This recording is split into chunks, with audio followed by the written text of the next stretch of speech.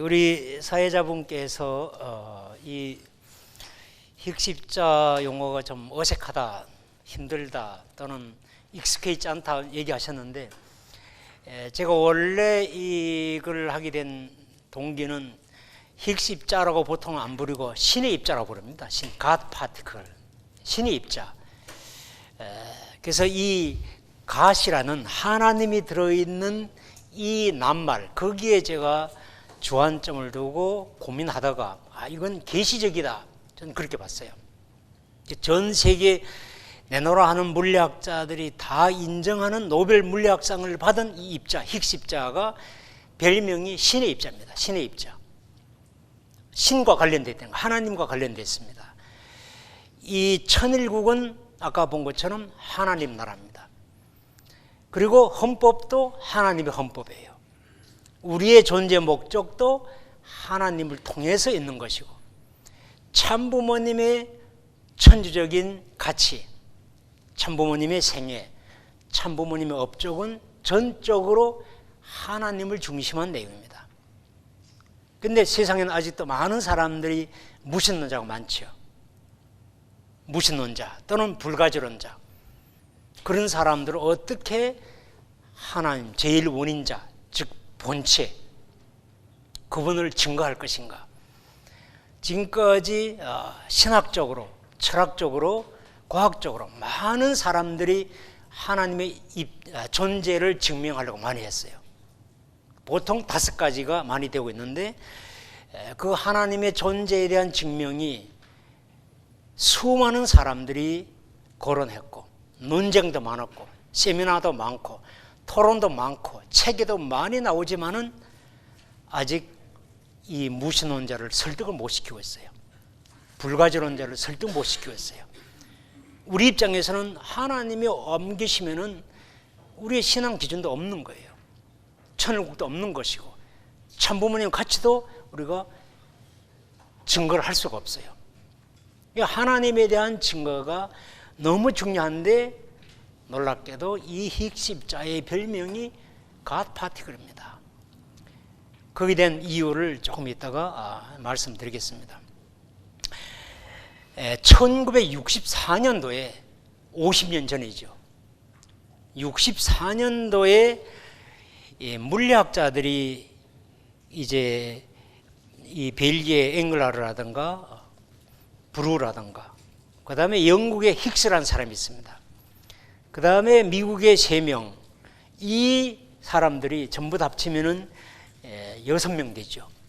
이 사람들이 50년 전에 논문을 썼어요. 그때 논문에 공통된 이 사람들의 내용은 뭔가 입자가 있어야 된다. 이 존재 세계에 입자가 있어야 된다는 것을 예언을 했지, 50년 전에. 그래서 그 이름을, 그 입자를 힉스 입자다. 힉스에게 영국 물리학자 힉스라는 사람을 이름을 따가지고 힉스 입자다. 그걸 누가 이름 붙였는가 하면은 한국 이소 박사가 붙였어요.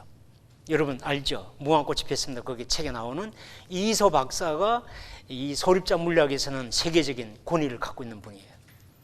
그분이 이 힉스 입자라는 이름을 붙였고, 또 거기와 관련된 이론이 힉스 메커니즘이 있습니다. 그 힉스 메커니즘이라는 이름도 이소 박사가 붙인 거예요. 우리는 정말 자부심 가질 수 있는 그런 내용입니다. 그래서 이 힉스 입자가 반드시 존재해야 되는데, 이론적으로는 존재해야 되는데 발견이 안 됐어요. 발견이 안 됐어요. 그러니까 50년 전에 예언돼 이게 있어야지 전반적인 물리학 체계가 잘 될 수 있는데 이게 발견이 안 됐어요. 그래서 이 노벨 물리학상을 받은 레더만이라는 사람이 있습니다. 그 시카고 옆에 있는 페르미 입자 가속기 그 소장했던 레더만 박사가 돈이 엄청나게 들어가는데 도무지 발견되지 않는 거예요. 그래서 이 빌어먹을 입자, 그래서 이 영어로 갓댐 파티클입니다. 갓댐이라는 게 뭐냐면은 빌어먹을 이 영어입니다. 이 입자는 이거는 왜 돈만 많이 먹고 발견이 안 되느냐? 이 빌어먹을 입자. 그래서 갓댐 파티클로 해서 책을 썼는데 출판사에서 그래도 노벨상 받고 세계 존경받는 그 물리학자가 어떻게 이 갓된 빌어먹을 입자라는 걸 쓰면 되겠느냐. 그래서 표지에, 더구나 표지 제목이. 그래가지고 댐을 빼냈어요. 빼고 나니까 남은 것이 갓만 나왔어요. 그래가지고 갓된 파티클 아니고 갓 파티클 돼버렸어요. 하나님의 입자가 돼버린 거예요. 그런데 많은 사람들은 그냥 뭐 실수로 출판 사장이 그렇게 한 거니까 뭐 특별한 의미가 있겠느냐 했는데 저는 의미가 있다고 봤죠. 섭리적인 의미가 있다고 보는 거죠. 하나님을 증거하는 입자다. 하나님의 실존을 증명하는 입자라는 것을 저는 착안을 했고, 그러기 위해서는 3단계로 우선은 물리학적 의미를 봐야 되고, 물리학적 의미가 두 번째는 그 물리학적 의미에서 철학적 의미를 보고, 이 두 가지를 같이 고려할 때 신학적 의미, 즉 하나님은 존재하신다. 진화론이 아니고 창조론이다. 무에서 유가 아니고 하나님에서 유가 나왔다. 이런 신학적 중요한 내용을 이 힉스 입자, 신의 입자에 담겨 있다고 저는 보고 있습니다. 그래서 일본에서 국제통일사상 심포지엄에서도 논문 발표한 적이 있었고, 또 우리 논총에도 논문으로 이미 나와 있습니다. 그 내용을 한번 보겠습니다. 그래서 힉스 입자, 신의 입자가 어디서 나왔는가, 그걸 좀 아실 필요가 있습니다. 그래서 이 힉스 입자 발견을 하면서 노벨상 위원회가 논평을 항상 하게 됩니다. 왜 이 노벨상을 주느냐? 근데 노벨상 위원회에서는 스웨덴 사람들은 우리 원리를 모르는 사람이에요. 뭐 하나님도 잘 모르죠. 그러니까 그런 섭리적 의미는 전혀 언급이 없죠.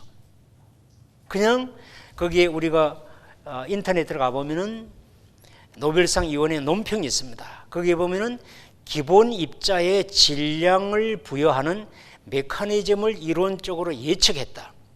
그리고 실험적으로 찾을 수 있도록 근거를 마련했다. 그게 첫 번째 큰 의의가 있다. 두 번째는 우주의 근원을 설명하는데 이 히그스 입자의 발견이 큰 역할을 했다. 이 두 가지를 가지고 노벨상을 주게 됐습니다. 노벨상 쉽게 막 받을 수 있는 게 아닙니다. 물리학 노벨상은.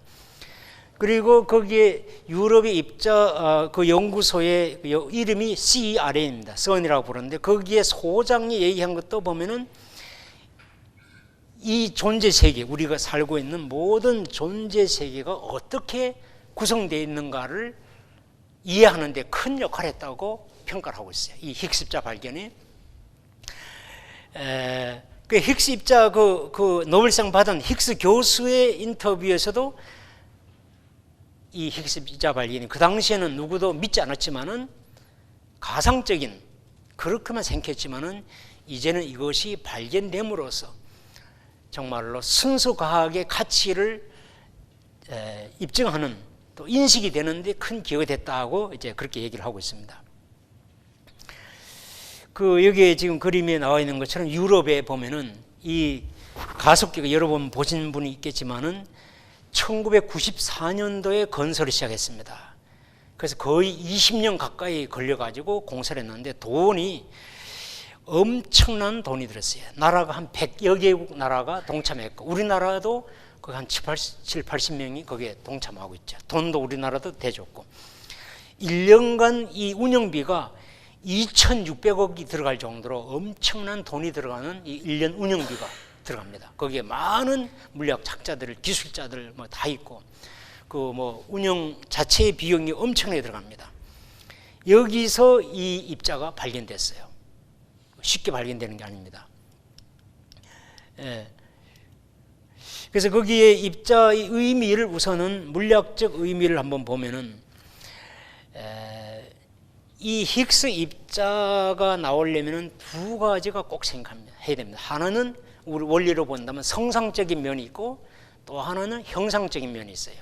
성상적인 면이 바로 힉스 메커니즘입니다. 형상적인 면은 힉스 필드로 해서 힉스 에너지입니다. 장 필드. 필드가 우리 물리학적 용어는 이제 에너지장입니다. 이 두 가지가 있는데 그것이 아니면은 이 힉스 입자에 대한 이론이 성립이 안 돼요. 그래서 이 힉스 메커니즘, 성상 파트하고 힉스 장이라는 형상이 반드시 있어야 된다는 것을 이 힉스 입자 발견이 확증을 해주게 됩니다. 이것이 물리학적으로. 그래서 힉스 입자 발견은 바로 힉스 메커니즘이 맞다. 우리 이희소 박사가 이름 붙였던 힉스 메커니즘이 맞다. 그게 벌써 거의 50년 가까이 계속 그 이론이 계속 적용되는데 그 이론이 맞다는 것을 확정을 하게 됐고, 그 다음에 거기에 힉스 메커니즘을 통해서 되어지는 이 물질이, 예를 들면 이 물질이 어디서 왔을까 궁금하잖아요. 우리 원리적으로는 성경에는 창조했다. 그럼 창조가 어떻게 됐느냐? 우리 원리에서는 에너지에서 만들어졌다. 그럼 에너지에서 이 물체로 어떻게 만들어졌느냐? 그 설명을 누구도 못해요. 철학자도 설명 못하고 종교학자도 못합니다. 오로지 그거 할 수 있는 것은 물리학만 할 수 있어요. 소립적 물리학만 그 에너지에서, 무형의 에너지에서 이 실체가 어떻게 되느냐, 그걸 설명할 수 있는 구체적인 그 메커니즘이 있어요. 구체적인 이론이 있죠. 그것이 바로 뭐냐 하면은 질량을 부여하는 메커니즘입니다. 그 힉스 메커니즘입니다. 지금 현재는 그 설명할 수 있는 이론은 이 하나밖에 없어요. 힉스 메커니즘 하나만 무형의 에너지에서 물질이 만들어지는 설명할 수 있는 이론입니다. 그리고 힉스 입자의 발견은 힉스 장이 확실히 있다. 이 진공에 퍼져 있는 것이 그 맞다. 질량의 근원이 되고, 또 멕시코 사람들이 쓰는 모자형으로 되어 있는 힉스 메커니즘, 힉스 필드의 모양이 그게 맞다. 그리고 우주가 탄생하면서 10의 마이너스 11초라는 아주 짧은 때에 그 이론이 맞다는 것을 입증을 하게 됩니다. 이 힉스 입자 발견 자체가. 그래서 물리학적으로 굉장히 중요한 의미를 갖기 때문에 노벨상을 받게 됩니다.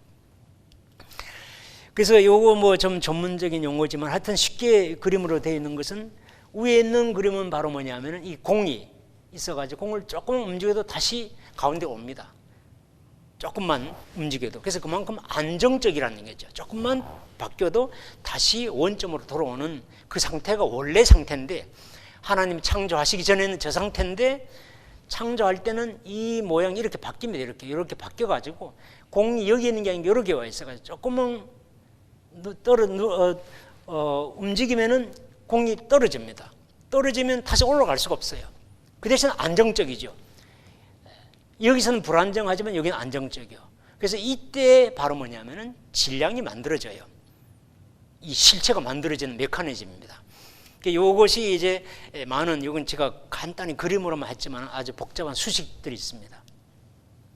이것을 그림으로 표현하면은 멕시코 사람들 쓰는 이 모자 모양으로 얘기합니다. 멕시칸 캣이라고 영어로 이제 많이 하는데, 이 에너지의 그 모양이, 필드의 모양이 멕시코 사람들이 쓰는 그 모자 모양이라고 해서 이렇게 합니다. 그래서 원래는 이런 상태였어요. 여기 상태는 바로 대칭성이 붕괴되기 전인데, 그래서 완전한 대칭이지만은 불안정하죠. 아주 불안정해요. 그 상태는 질량이 없는 상태입니다. 에너지만 있는 상태예요. 그런데 그것이 이 밑으로 대칭이 붕괴되면 이 굴러가지고 여기 내려오면은 안정적이에요. 안정적이지만은 대칭성은 붕괴되죠. 대칭성이 없어져 버리죠. 그 대신 안정적이에요. 안정적이면서 질량을 이제 갖게 됩니다. 그것이 이제 그림으로 표현하면은 이런 내용이고, 수식으로는 이제 복잡한 수식이 나오게 됩니다. 그래서 이 힉스 메커니즘과 힉스 필드가 맞다는 것을 힉스 입자 발견이 물리학적으로 확실히 못을 박는 입장이 됐고, 두 번째는 이 표준 모형이 있습니다. 우리가 있는 방에 여기 있는 모든 물질 전부 다 표준 모형으로 다 설명이 됩니다. 모든 것은 전부 다 여기 우리 관찰될 수 있는 건 전부 다 표준 모형으로 설명이 됩니다. 스탠다드 모델인데, 그 표준 모형을 확실히 맞다, 못을 박는 역할이 이번 힉스 입자 발견으로 확정이 된 거예요.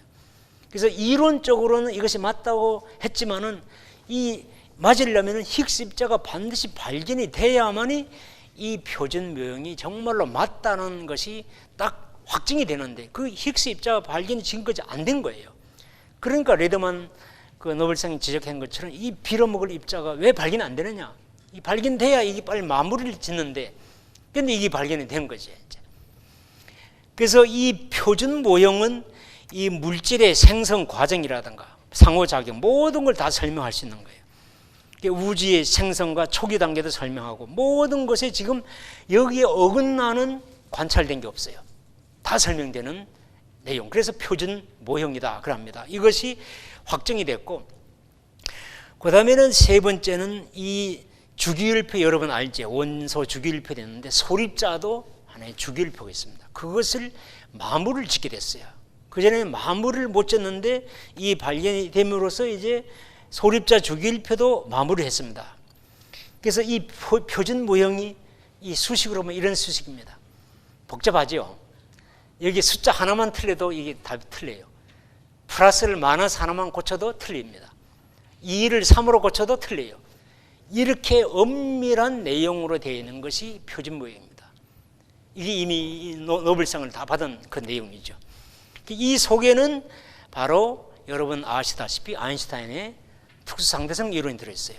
양자물리가 들어있고 대칭성 이론이 들어있고 여러 가지 현대 이론들이 다 들어있습니다. 그 속에. 그리고 이 네 가지 힘 중에 세 가지가 거기에 다 들어있습니다. 중력은 그 대신 여기 안 들어있지만은 이 표준 모형이 지금의 존재하는 세계를 전부 다 설명하는 이론입니다. 이 내용이.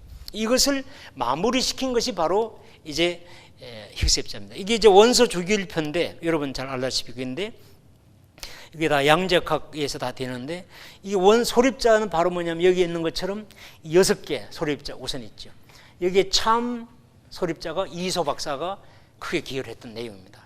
그분이 살아있었더라면은 노벨상을 이걸 통해서 노벨상을 받을 수 있는 그런 내용이었는데 그만 돌아가셨기 때문에 못했지만은 이 6개의 소립자가 있는데 그 밑에 요 6개를 가지고 우리가 코크라는 용어를 씁니다. 그리고 그 밑에 6개를 우리가 가벼운 입자로 해서 렙톤이라는 용어를 씁니다. 그래서 12개인데 이 432 12개의 입자들로 이 존재 세계가 되는데 특히 이제 이 U하고 업하고 다운 이 두 개가 실질적인 우리 존재 세계를 다 이루는 그 소립 이 코크입니다. 그런데 여기에 이제 힘을 매게 해주는 4개가 입자가 필요하죠. 힘을 매게 해주는 것이고 그 다음에 있어야 될 것이 이게 힉스인데 이것이 있어야만 이 전체가 온전해질 수 있는데 이것이 발견 안 된 거예요. 힉스 입자가. 이번에 발견됨으로 인해서 이 주기율표가 완성이 됐어요. 마무리 됐어요. 그리고 표준 모형이 맞다. 우주 전체를 설명하는 이론이 맞다. 그것을 하게 됐기 때문에 이 힉스 입자 발견이 너무나 중요한 겁니다. 여기에 있는 것은 물질을 이루는 것이고 요거는 힘을 전달하는 그런 입자로. 그래서 지금에 되어 있는 것은 17개의 입자들로 인해서 이 모든 물질이 됐다는 거죠. 여러분 책이라든가 옷이라든가 뭐 머리카락이든 뭐 세포든 모든 게 전부 다 이 17개 입자에 되어 있는데 특히 이 업하고 다운 그 다음에 전자 이 세 개가 거의 핵심적인 역할을 하게 됩니다. 그래서 이 현재 우리가 살고 있는 우주 전체를 보면은 거기에 있는 모든 에너지를 보면은 100%로 한다면은 우리가 지금 돼 있는 알고 있는 것은 4%, 5%입니다. 5%. 이런 물질 전부 다 5%밖에 안 돼요. 우주 뭐 별이라든가 태양 전부 다 5%밖에 안 돼요. 안 돼. 뭐가 정체가 안 돼. 밝히지 않은 것을 우리가 뭐냐면 암흑 물질이다 합니다. 다크 매터다. 이 암흑 물질이 26.8%니까 거의 27%는 정체가 몰라요. 뭔지 몰라요. 이게 앞으로 발견되면 노벨상을 받죠. 아직은 모릅니다. 그리고 에너지도 정체가 밝혀지지 않은 에너지가 이 암흑 에너지입니다. 이것이 지금 68% 굉장히 많죠. 이게 정체가 밝혀지지 않은 암흑 물질과 암흑 에너지를 합치면 95%입니다. 우리가 지금 알고 있는 이 모든 내용 지구나 태양계 뭐 은하계 전부 다는 5%밖에 안 돼요. 5%. 그러니까 그 5%가 뭐로 되어 있는가 하면은 아까 봤던 스탠다드 모델에 나와 있는 그 17개 입자 특히 코어크 2개하고 전자 그 3개가 결정적인 역할을 합니다. 그래서 이 우주가 되어 있는 것을 우리가 쭉 이게 그림으로 쭉 보면은 여기부터 쭉 이렇게 크기로 본다면 이렇게 쫙 되어 있죠. 우리 인간이 여기 있죠. 쭉 다 있는데 다 뭐냐면은 다 이 5%로 설명이 됩니다. 5%인데 특히 이 여기에 쿼크, 여기 쿼크라든가 렙턴, 여기 힉스 입자, 이것이 그만큼 중요하다는 거죠. 이 전체를 다 설명하는 겁니다. 전부 다 설명하기 때문에 이 힉스 입자 발견이 그만큼 중요하다는 거죠.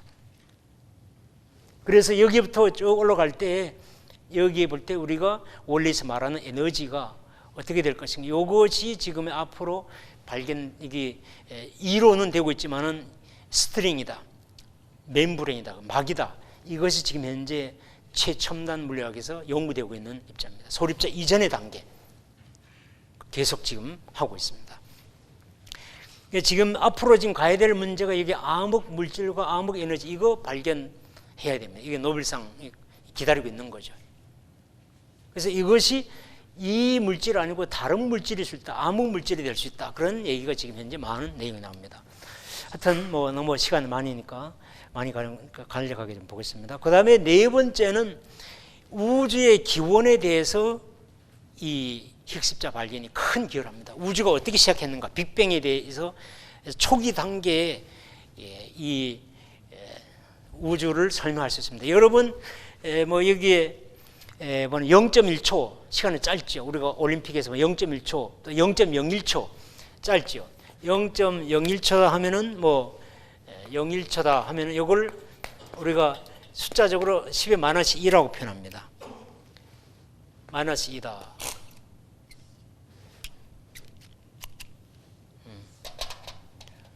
마이너스 2라고 하는데 여기에 나와 있는 건 10의 마이너스 11초입니다. 이 시간이 얼마나 짧은가 생각할 수 있죠. 0점하고 0이 이게 10의 마이너스 2면 0이 여기가 하나입니다. 10의 마이너스 11은 0이 몇 개인가? 10개입니다. 10개. 굉장히 짧죠. 우주가 땡 시작하고 그때 상태를 이미 이론적으로 다 돼 있어요. 그것을 검증하는데 이번 힉스 입자 발견이 그걸 검증해 줬어요. 맞다. 그 이론에 맞다. 우주가 어떻게 시작했는가를 설명하는데 이 힉스 입자 발견이 큰 역할을 했죠. 그래서 이 지금 현재 우리가 이해하고 있는 우주의 이 모습입니다. 발전된 초기 단계에서부터 해서 지금 현재 여기에 138억 년 됐죠. 우주의 나이가 138억 년입니다. 인간이 나온 것은 천만 년도 안 되죠. 150만 년, 200만 년 또는 뭐 400만 년, 그러니까 화석으로 볼 때는 400만 년 내지 500만 년이지 1000만 년도 안 돼요. 그러나 우주의 나이는 138억 년입니다. 그 내용의 이 짧은 순간 그때의 모습이 이 힉스입자 발견으로 통해서 맞다. 지금 이론이 맞다. 그 이론이 상세하게 다 되어 있습니다. 그래서 우주의 발전에 대한 내용이 여기에 지금 조금 전문적 용어들을 맞는데 이것을 이제 이렇게 쭉 하나 시작해서 이렇게 쭉 갈라져 나옵니다. 지금 현재 138억 년이고 시작은 바로 우리 원리에 있는 것처럼 만유 원력에서부터 하나부터 시작해서 갈라지고 해가지고 지금 현재 4개의 힘으로 되어 있는 그런 상태입니다. 요거 뭐 다 비슷한 내용인 거 놔두고 그 다음에 철학적 의미로 한번 본다면은 이 지금까지 이게 신문이라든가 논문에 철학적 의미 얘기한 사람이 별로 없어요. 힉스입자는 물리학적 의미만 얘기한 논문들과 뭐 칼럼이라는 거 있지만은 철학적 의미가 뭔가를 얘기한 건 제가 본 적이 없어요. 그러나 제가 볼 때는 굉장히 중요한 철학적 의미를 갖고 있다고 봐요. 첫 번째는 실체가 무엇인가, 철학적으로 실체가 무엇인가에 대한 중요한 단서를 제공해 줍니다. 실체란 무엇인가, 철학적으로 중요하죠. 그래서 이 실체라는 것은 보편성과 개별성이 함께 있는 개념이다. 실체라는 게 뭐냐? 첫 번째는 보편성과 개별성이 함께 있다. 그럼 보편성이 뭐냐 할 때는 메커니즘이라는 힉스 메커니즘이라는 보편성입니다. 모든 건 다 그 메커니즘에 따르기 때문에 보편성이 있죠. 또 모든 건 다 힉스 필드로 됐기 때문에 보편성이 있습니다. 그러면서도 각각이 전부 다 고유한 질량이라든가 고유한 그런 크기라든가 질량이라든가 뭐 전하라든가 그런 개별성이 있어요. 모든 소립자부터 해서 모든 존재는 그런 보편성과 개별성이 함께 있는 존재가 실체라는 거지. 거기서 우리가 바로 이 윤리 도덕 개념도 거기서 출발하는 거죠. 바로. 그 다음에 두 번째는 실체는 디자인과 진료를 갖고 있다는 거죠. 디자인이 성상이라면 진료는 형상입니다. 즉 우리 원리로 본다면 이성 성상 개념입니다. 첫 번째는 우리 원리로 본다면 보편상과 개성진리체라는 거죠. 연체와 개성진리체다. 그런 개념이 되고, 두 번째는 바로 뭐냐면은 다 이성성상적 구조를 갖고 있다. 이것이 이 힉스 발견 속에 있는 그 실체의 개념입니다. 그래서 이 디자인은 바로 뭐냐면은 힉스 메커니즘 디자인입니다. 진료는 바로 에너지입니다. 에너지가 진료의 근본이 됩니다. 모든 존재는 반드시 이 디자인과 이 진료를 갖고 있다. 모든 실체는. 이게 철학적으로 아주 중요한 내용을, 우리 원리적 내용은 그대로죠. 이 힉스 입자 발견에 들어있는 철학적 의미입니다. 세 번째는 이 디자인을 다시 속을 들여다보니까, 즉 힉스 메커니즘을 속을 들여다보니까 거기는 두 가지가 있다는 거죠. 성상적, 형상적이 있다는 거죠. 성상적인 것은 가치적인 거, 형상적인 것은 법칙이라는 거죠. 법칙과 가치가 같이 들어있다는 거죠. 가치는 진선미의 가치라는 거죠. 아름다움의 가치가 있고 참되고 또 선한 그런 내용이 힉스 메커니즘 속에 들어있다는 거죠. 그 다음에 형상적인 법칙은 물리학 법칙이 그대로 들어있죠. 그래서 이 모든 실체는 반드시 이 세 가지의 측면을 갖고 있다는 거죠. 철학에 대한 하나의 실체의 중요한 정리를 할 수 있겠죠. 힉스 입자 발견을 통해서. 두 번째, 그래서 이제 여기에 보면은 이 우리가 여러 번 잘 알다시피 E = mc 제곱, 이 아인슈타인의 공식에 보면은 바로 거기는 바로 뭐냐면은 에너지와 이 특수 상대성 이론이라는 법칙이 합쳐지면은, 에너지와 법칙이 합쳐지면은 이 질량이 나와요. 실체가 나오죠. 그것처럼 바로 힉스 여기 메커니즘하고 그 다음에 이제 힉스 필드가 같이 합쳐지면, 힉스 장과 힉스 필드가 같이 합쳐지면은, 메커니즘 합쳐지면은 바로 실체가 나온다. 그래서 이 모든 실체 속에는 힉스 메커니즘에 있는 디자인과 힉스 장의 에너지가 같이 들어있다. 그리고 그렇기 때문에 실체 속에는 바로 거기에 가치성이 들어있고 보편성이 들어있고 개별성이 들어있고 그리고 법칙성이 다 들어있다는 것을 우리가 이제 보게 됩니다. 그 다음에 우리가 철학에서는 우리가 보면은 실체에 대한 개념들이 많은 내용들이 이제 실체라는 개념하고 본체와 개념은 거의 비슷한 용어를 쓰지만은 우리 교회에서 쓰는 실체는 피조물을 말합니다. 그래서 원리 강론에도 뭐 실체 대상이다, 실체 헌재다, 다 실체는 다 피조 세계를 말해요. 본체는 하나님을 말하는 거죠. 그래서 이 개념이 조금 다른데, 우리 통일 원리에서는 실체는 외적인 거다, 그런 내용을 좀 됐고, 우리 원리에서 볼 때 실체는 뭐냐 본다면은 크게 나눠서 본성상, 하나님의 본성상과 본형상으로 되는 하나님에서 비롯된 거다. 실체라는 것은 비롯된 거, 하나님 속에 있는 본성상과 본형상이 여기에 들어있다는 거죠. 그래서 본성상은 바로 말씀, 로고스고, 본형상은 바로 진료, 에너지 된다. 그 두 가지가 모든 존재는 바로 디자인과 진료로 되어 있다. 모든 존재가. 그것이 우리 통일 원리로 보는 이 실체의 개념이죠.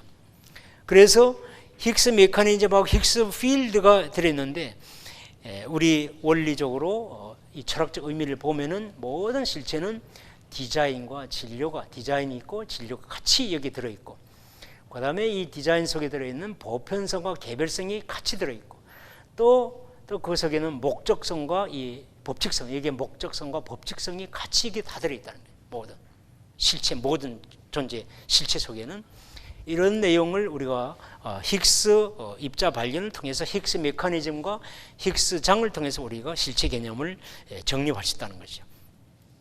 그 다음에 실체의 특성에는 이 힉스 메커니즘이 갖고 있는 특성들이 많이 있어요. 이게 특성들, 이중성이라든가 불확정성이라든가, 그 다음에 거기에 양자화라든가 대칭성, 불변성, 보편성, 동일성, 균일성, 일관성, 불변성, 이런 내용들이 다 그 속에 들어있어요. 이것이 나중에 이제 하나님의 실존 증명하는데 그대로 적용이 되는 내용들입니다. 실체의 특성이 이런 게 있다. 그리고 실체가 생성되는 메커니즘을 철학자들은 얘기를 못했어요. 실체가 어떻게 만들어지는가. 그런데 물리학은 이 히그스 입자 메커니즘은 바로 실체가 어떻게 만들어지는 것을 분명히 밝혀낸 그런 역할을 하게 됩니다. 철학적으로. 그래서 이제 이걸 다시 한번 보면은 실체의 특성에는 우리가 원래 이 히그스 입자를 통해서 우리가 분석해 보면 실체의 특성에는 가치성이 있고 또 그다음에 거기는 이제 법칙성이 있고 그리고 그 속에는 이중성의 불확정성이라든가 양자화라든가 뭐 여러 가지 보편성 이런 내용들이 다 히그스 메커니즘 속에 있기 때문에 실체의 이해도 철학적 실체 이해가 달라지고 또 우리 이 내용은 우리 원리하고 아주 비슷한 내용입니다, 사실은. 그래서 이 질량이 어떻게 만들어지는가, 실체가 만들어지는 건가는 아까 말씀드린 것처럼 이 물리학만이 설명할 수 있는 겁니다. 여기 지금 표현된 게 다 뭐냐면은 여기는 질량이 없다가 에너지만 있죠. 에너지만 있다가 대칭이 붕괴되면서 여기 입자가 생겼어요. 질량이 생겼어요. 실체가 생겼어요. 이것은 다른 누구도 얘기를 못하는 겁니다. 철학자도 얘기를 못하고 종교학자도 얘기 못. 오로지 이론 물리학에서만 이렇게 구체적으로 하고 이 값들이 다 실험적으로 다 정확하게 맞았어요. 전부 다. 그러니까 이론이 맞다는 거예요. 이 이론 자체가. 그것이 물리학을 통해서 에너지가 어떻게 실체로 만드는가에 대한 설명을 이 히그스 입자가 발견됨으로 인해서 히그스 메커니즘이 맞게 되고 또 표준 모델이 맞다는 것이 확정이 됐기 때문에 어떻게 실체가 만들어지는가를 비로소 이 물리학이 밝혀낸 거죠. 그건 철학자가 절대로 할 수 없는 내용이죠. 그래서 이 철학, 그 다음에 이제 신학적으로 볼 때는 우리는 통일사상에 보면 실체가 만들어진 단계를 2단계로 설명하는 것을 우리가 보게 됩니다. 신학적 의미를 한번 좀 봅니다. 우선은 하나님의 실존에 대해서 이 히그스 입자가 큰 기여를 하게 됩니다.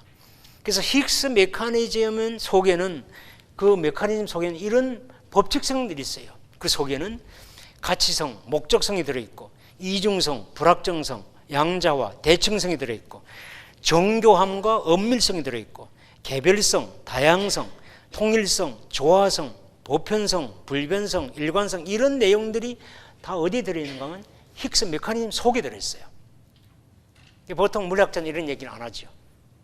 우리 원리를 알고 있는 입장에서 볼 때는 이런 내용들이 그 속에 다 들어있어요. 그런데 이런 내용들은 138억 년 동안에 바뀌지 않았어요. 이 하나만 138억 년 동안에 변하지 않는 것도 쉽지 않는데 이 많은 특성들이 서로 충돌되지 않고 조화롭게 138억 년 동안 지속적으로 유지되어 왔어요. 이게 어떻게 우연으로 될 수 있을까? 다윈이 얘기한 환경에 따른 우연으로 가서는 절대로 될 수가 없어요. 우연이 생겼으면 우연이 없어져야 되죠. 몇 번 수없이 없어져야 되는데 138억 년 동안 절대로 바뀌지 않았어요. 그대로 내려왔습니다. 이거는 우연으로 생각할 수 없는 내용입니다. 그것은 바로 이 디자인 되지 않으면 절대로 이것이 유지될 수가 없어요. 그러면 디자인이 있다는 거죠. 우연으로 된 것이 아니고. 그러면 디자인을 그럼 누가 만들었나? 디자이너가 있어야지 디자인이 만들어지는 거지. 디자이너가 사람이 없는데 디자인이 스스로 만들어졌다. 이건 말이 안 되는 거죠. 이런 법칙을, 이런 내용, 가치를, 이런 내용을 누가 이 디자인했느냐, 누가. 디자인 안 해가지고는 절대로 있을 수가 없는 거니까, 138억 년 동안. 그래서 이 히그스 메커니즘은 궁극적으로 디자이너가 있지 않으면 설명할 수 없다는 것을 증명하고 있는 거예요. 그 제일 원인자를 우리가 하나님이라는 용어를 붙이는 거죠. 그 디자이너. 히그스 메커니즘의 디자이너 누구냐? 저절로 절대로 있을 수가 없다는 거죠. 제일 원인자 있어야만 가능하다. 하나님의 실존에 대한 내용이 되는 거죠. 이 내용 예를 들면 이렇게 정밀합니다. 아인슈타인의 일반 상대성 이론. 복잡의 수식이 조금만 부호가 틀려도 값이 전혀 달라집니다. 이렇게 정밀한 것이 어떻게 우연으로 생길 수 있느냐? 여기 숫자 하나만 틀어도 완전히 값이 달라지는데, 이 앞에 본 것도 얼마나 이게 그 전에 봤지만은 이거 얼마나 복잡합니까? 이 숫자 하나만 틀려도 안 맞는 거예요. 이게 어떻게 우연으로 생겼다가 138억 년 동안 아무런 변하지 않고 우연으로 계속될 수 있는가? 상식적으로 안 되는 거죠. 디자인 되지 않고서는 안 된다는 거죠. 그 다음에 두 번째, 힉스장은 또한 제일 원인자가 없어가지고는 힉스장이 만들어질 수가 없어요. 힉스장은 고온의 에너지입니다. 엄청난 고온의 에너지인데, 이 에너지 보존 법칙을 보든 또 이 힉스장의 뿌리를 보든, 뿌리가 지금 현재 이론으로, 물리학 이론으로는 10의 마이너스 43초까지의 이 0초부터 해서 이때까지의 내용이 이미 이론적으로 나와 있어요. 10의 마이너스 43초면 공이 0점하고 000이 42개입니다. 상상을 초월할 수 있는 순간이죠. 이때까지 상태를 벌써 이미 물리학이 벌써 이미 이론적으로 정립이 되어 있어요. 실험만 지금 남았지, 실험만 발견되면은 다 되는데 이론상으로는 문제 없지 됐죠. 그래서 이때 에너지가 이 10의 마이너스 11초 힉스 에너지 여기서 온 건데, 이때 에너지가 얼마나 높은 에너지인가 하면은 굉장히 고에너지입니다. 굉장히 고에너지예요. 고밀도고 고에너지고 고온도입니다. 그것이 어떻게 아무런 없는 데서 그렇게 생길 수 있느냐? 있을 수가 없는 그런 내용입니다. 이게 지금 현재 볼 때 이 초기 단계에서 온도가 엄청나게 높습니다. 고온, 초고온, 초고에너지, 초고밀도가 되고, 이것이 처음 시작이고 힉스필드는 여기에요. 한참 뒤입니다. 한참 뒤. 그럼 이 초기 이 에너지가 어디서 우연히 생겼냐? 그것은 반드시 어떤 원인에서 나온다. 그게 우리가 원리로 볼 때 하나님의 에너지라서, 하나님의 본 형상에서 나왔다는 거죠. 저절로 된 것이 있을 수가 없으니까. 그것은 바로 하나님이 존재한다, 실존한다는 것을 보게 됩니다. 그래서 이 물리학적으로 보고 있는 이 아까 말씀드렸던 이런 특성들이 초기에 138억 년 전에 있었던 내용들이 138억 년 동안에 안 변했어요. 이 전체가 다 현재의 모습에서 어떻게 불변하고 일관성이 있고 또 상호 관계를 충돌하지 않고 어떻게 이것이 될 수 있냐? 하나만 하기도 어려운 반대 이 많은 내용들이, 이것은 하나님의 실존이 아니면, 디자이너가 되지 않으면, 디자이너가 없어가지고는 설명할 수 없는 그런 내용입니다. 그래서 절대로 이 우연히 또는 저절로 또는 일시적으로 또는 맹목적으로 또는 개별적으로 될 수가 없는 거예요. 맹목적으로도 개별적으로 없어요. 같이 다 합쳐져 가지고 조화롭게 138억 년 동안 지속되어 왔던 내용입니다. 그래서 하나님의 우리가 존재, 실존은 우리가 그냥 하는 것이 아니고 많은 이 내용들을 다 분석을 해볼 때 부인할 수 없어요. 우연으로는 설명할 수 없어요. 무목적으로는. 이 전부 다 이론 물리 다 있는 내용들입니다. 전부 다. 그래서 설계가 반드시 있어야 된다. 설계가 있다는 얘기는 설계자가 있어야 된다. 그래서 우연히 랜덤하게 바이찬스로 마구잡이로 맹목적으로 일시적으로 개별적으로는 절대로 이해할 수 없는 이 실존 세계라는 게 팩트라는 거죠. 그래서 높은 의식에 의한 계획과 설계, 선택과 그리고 조정 이런 것이 되지 않고서는 이 138억 년 동안 유지될 수 없다는 게, 이게 입자 발견에서 나와 있는 이 스탠다드 모델, 표준 모델에 거기에 힉스 메커니즘 속에 들어있는 그런 내용들입니다. 그리고 두 번째 신학적 의미는 무에서 유가 아니고 유에서 유라는 거죠. 그 유가 뭐냐? 그건 하나님이라는 거죠. 그런데 많은 신학자들은 무에서 유다, 엑스 니힐로라는 용어를 써가지고 무에서 유가 나왔다 하지만은 우리 원리는 하나님이 있어가지고 하나님이 제일 원인자에서 나온 거지, 제일 원인자 없이 무신론자는 그래요. 스티븐 호킹도 하나님 필요 없다는 거죠. 그냥 물리학 자체가 이게 우주 초기에 생성이 되고 발전될 수 있다. 그러면은 그 물리학 법칙이 어디서 왔느냐? 그걸 얘기를 못 하는 거예요. 그 법칙이 어디서 왔느냐? 이런 내용들이 절대로 우연이 될 수 없다는 거죠. 그래서 무에서 유가 아니라 우리는 유에서, 즉 하나님에서부터 유가 나왔다.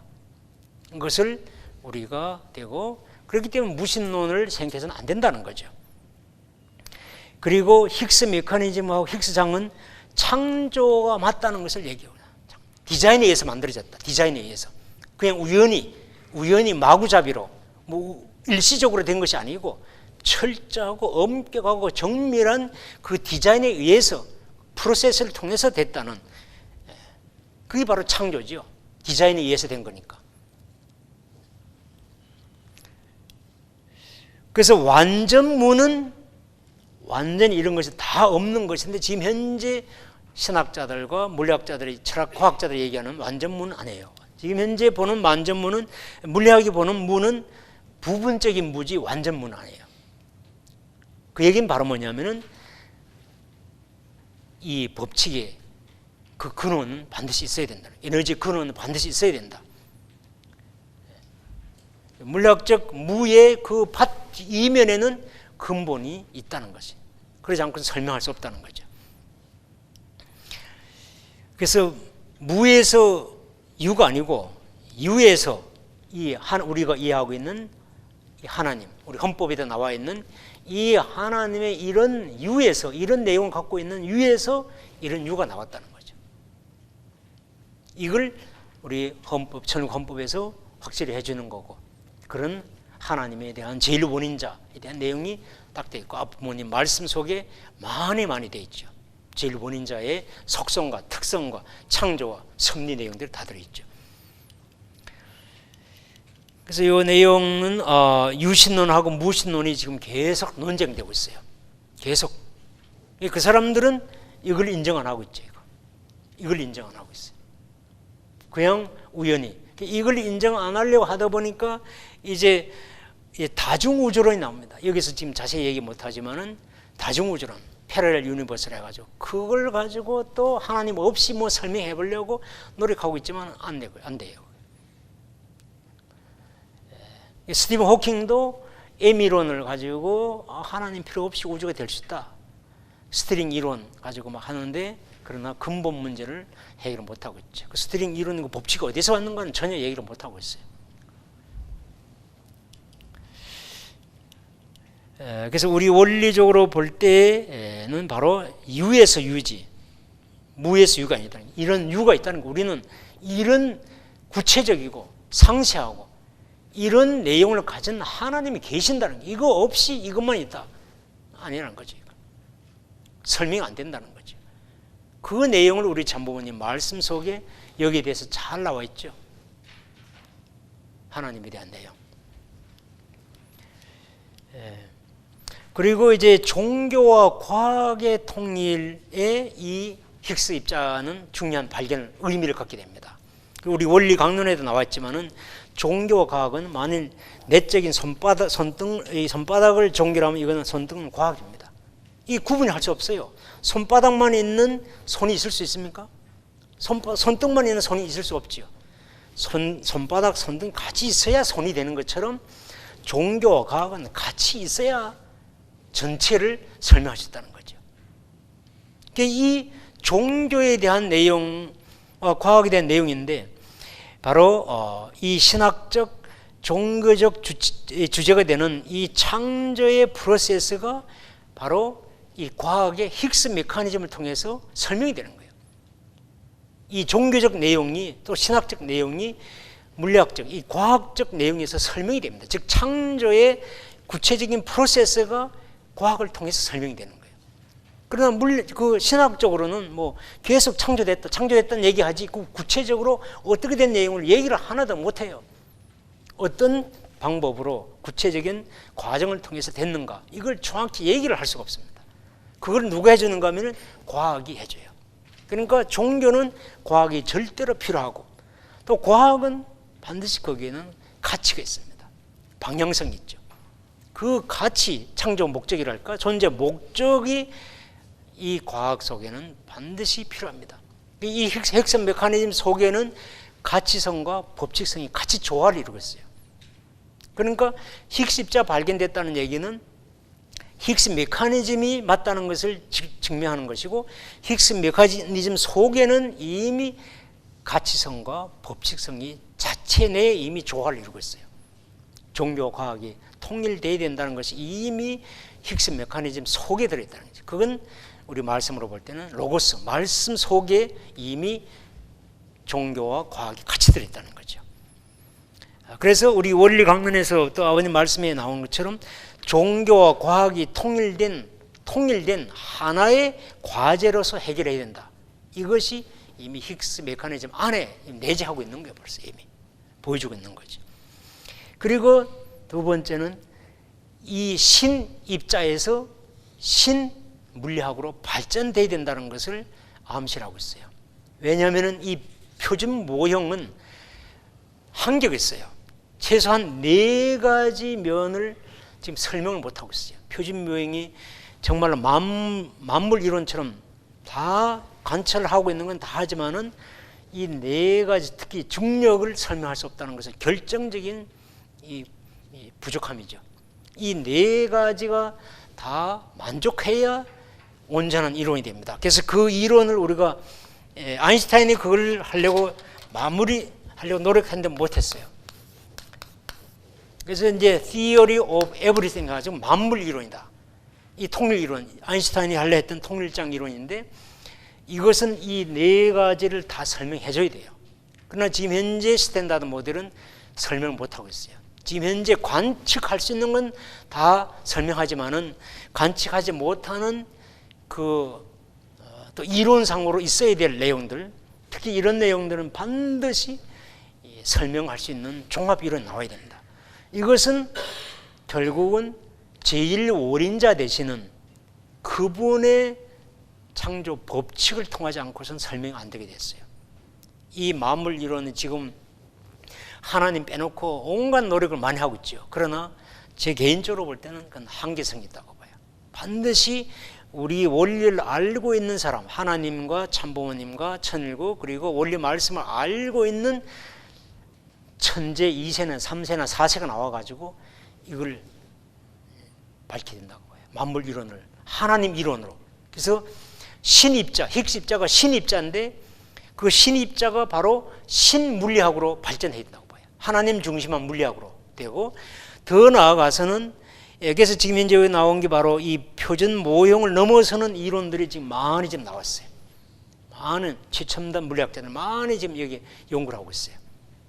그 이론들이, 그건 결국은 궁극적인 최종 이론을 지향하고 있죠. 이 궁극적인 최종 이론은 결국은 제1원인자가 되지는 하나님 중심한 물리학, 신물리학, God Physics가 나와야 된다는 거죠. God Particle에서 God Physics가 나와야 된다는 거죠.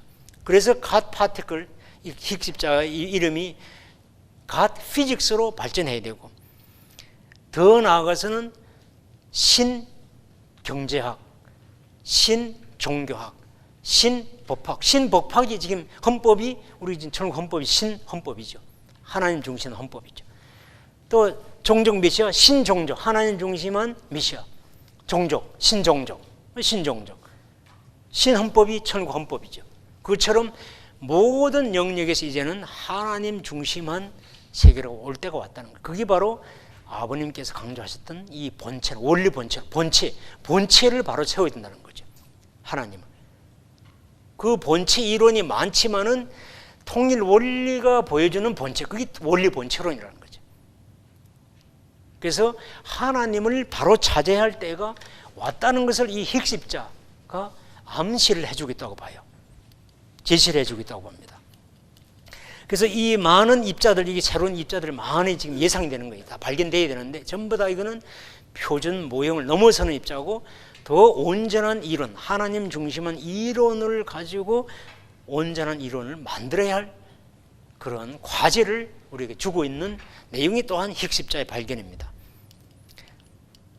그래서 힉스십자의 발견은 물리학적 의미로 볼 때는 크게 네 가지, 힉스 메커니즘과 힉스장이 확증이 되고, 표준 모형이 완성이 되고, 소립자 주기율표가 완성이 되고, 우주의 초기 팽창에 대한 내용을 설명할 수 있는 물리학적으로 큰 기여였어요. 이것 때문에 사실 노벨상 받았죠. 그러나 그거 더 나아가서 우리는 철학적 의미를 읽게 됩니다. 실체의 개념에 대한 내용을 해주게 됐고, 실체의 특성과 실체가 어떻게 생성되는가에 대한 내용을 이 힉스십자 발견과 힉스 메커니즘이 설명해 주고 있다는 거죠. 그리고 신학적으로는 하나님이 존재하신다. 그리고 하나님의 창조가 됐다. 유에서 유로, 즉 디자인에 의해서 실체가 만들어졌다. 우연이 아니고. 이런 하나님의 창조에 대한 것도 이 힉스십자 메커니즘이 설명해 준다는 거죠. 신학자들이 못하는 내용을 물리학적으로 해주고 있다. 그리고 더 나아가서 종교와 과학은 반드시 통일돼야만 된다. 힉스 메커니즘 안에 이미 종교와 통일이 이미 되어 있는 그런 이론입니다. 그리고 하나님 중심한 물리학이 나와야 된다. 더 나아가서는 하나님 중심한 모든 학문 체계가 나와야 된다는 것을 이 힉스십자 발견이 우리에게 주는 메시지라고 저는 보고 있습니다. 그래서 우리 입장에서는 하나님의 존재 증명이 너무나 급해요. 중요합니다. 하나님 안 계시면 뭐 다른 내용을 설명할 수 없기 때문에 이 힉스십자 발견은 우리 입장에서도 또는 세계 무신론자들, 불가지론자에게도 굉장히 큰 역할을 합니다. 이 노벨상 받을 때 이 그냥 막 주는 게 아닙니다. 이 정확도가 이거 쉽게 물리학 노벨상 막 주는 게 아니에요. 그 힉스십자 발견에 대한 신뢰도가 99.9가 몇 개인가 5개입니다. 99.9999 해가지고 4% 이렇게 됐기 때문에 비로소 노벨상을 받았어요. 그렇기 때문에 물리학적으로 된 내용은 부인할 수가 없습니다. 이걸 난 안 믿는다 하면은 그 사람은 물리학계에서 떠난 사람입니다. 인정받지 못한 사람이에요. 그렇기 때문에 자연과학, 특히 물리학을 통해서 하나님의 존재를 증명했다면은 이거는 신학자, 종교학자가 얘기하는 거 달라요. 철학자가 얘기하는 건 달라요. 이건 전 세계 모든 물리학자가 다 인정한 내용입니다. 그래서 정말로 이건 이제 세계일보 칼럼에 제가 할 때 여기 작년도 8월 16일 나왔던 그런 내용입니다. 그래서 결론적으로 현대 물리학은 바로 이 하나님의 실존과 창조를 과학적으로 증거를 하고 있다는 거죠. 추상적이고 주관적인 자기 주장의 그런 게 아니고 99.9 5개에 있는 그런 객관성과 보편성과 정밀성과 엄격성을 통해서 하나님의 실존을 증명한다고 저는 보고 있어요. 이걸 제가 오늘은 이렇게만 했지만은 하나님의 존재 증명에 대한 또 다른 강좌가 있어요. 일본에서 통일사상 국제회의에서 발표했던 내용이죠. 거기는 또 다른 8가지 이상의 방법으로 이 하나님이 실존한다. 이것을 또 우리가 보게 됩니다. 그래서 우리는 정말로 하나님의 존재와 실존, 또 우리의 삶에 깊숙이 계신다는 것을 우리가 특별히 기원절 이후 실체적 천일국을 정착하는데 꼭 필요한 내용이라고 봅니다. 좀 어렵고 어떻게 이해 좀 됩니까? 졸리는 내용이죠. 조금은 됩니까? 그래서 그림을 많이 넣었는데 조금 이제 막연하나마 하나님은 과학적으로 증명될 수 있는 분이다. 계신다. 믿고 천일국을 위해서 몸부림쳐야 된다. 참부모님 가치를 입증해야 된다. 왜냐하면 참부모님은 철저하게 하나님 중심한 분이니까. 생애도 그렇고 업적도 그렇고. 자, 그럼 이걸로 마치겠습니다. 감사합니다.